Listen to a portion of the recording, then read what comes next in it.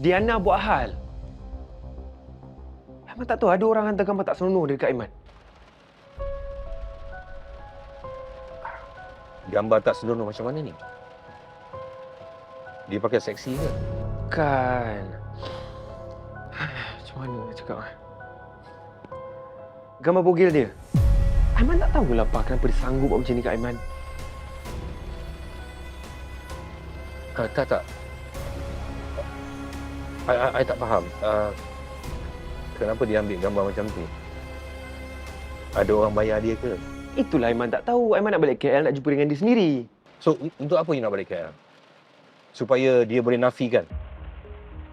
Aiman, you kena ingat tak ada orang yang nak mengaku berak tepi jalan. Dari awal lagi I dah cakap dengan you. Dia tak sesuai dengan you. You faham ke tak faham? Please, Pa. No. Aiman, you kena kawal diri. Ya, you kena kawal diri you sikit. Jangan disebabkan perempuan, kita rugi jutaan ringgit.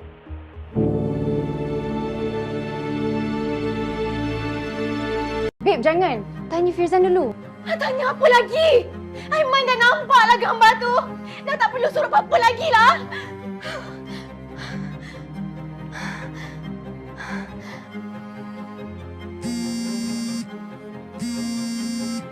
Baru sekarang kau nak call. Mampus.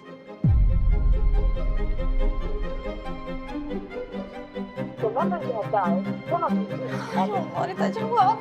Apa aku nak buat ni? Tenang, babe. Mungkin dia tengah...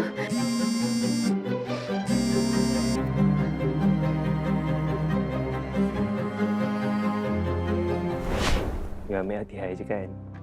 Nanti ada okey sikit, you bukan post pun. Tanta delete. Kita dah together 2 years. You tak pernah post I, you tak pernah reveal. Kenapa? Ni semua salah Firzan. Menyesal aku dengan cakap dia.